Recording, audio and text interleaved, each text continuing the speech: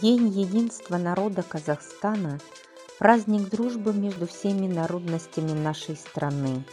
20 октября 2008 года первым президентом страны подписан закон об Ассамблее народа Казахстана, не имеющий аналогов в мире, который юридически закрепляет Ассамблею народа Казахстана в качестве полноправного субъекта политической системы страны и определяет нормативно-правовые основы ее деятельности. В жизненных невзгодах, в нелегком совместном труде, в буднях и праздниках складывались удивительная общность народов Казахстана, которые живут в дружбе и мире. Значит, мир и согласие на нашей земле – это родство и мудрость проживающих здесь людей.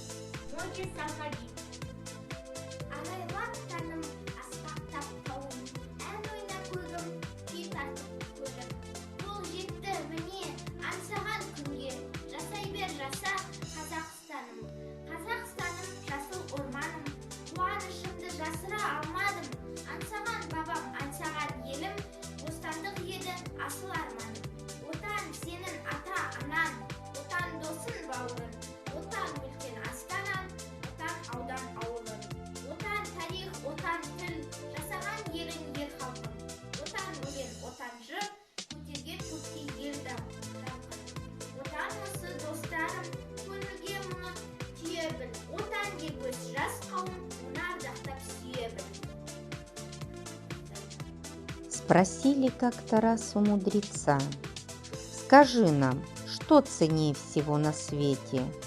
Недолго думал старый аксакал. «Всего ценнее дружба», — он ответил. Тогда ему сказали: «Сталь крепка, но что ее прочней на белом свете?» Недолго размышлял седой мудрец. «Всего ценнее дружба», — он ответил.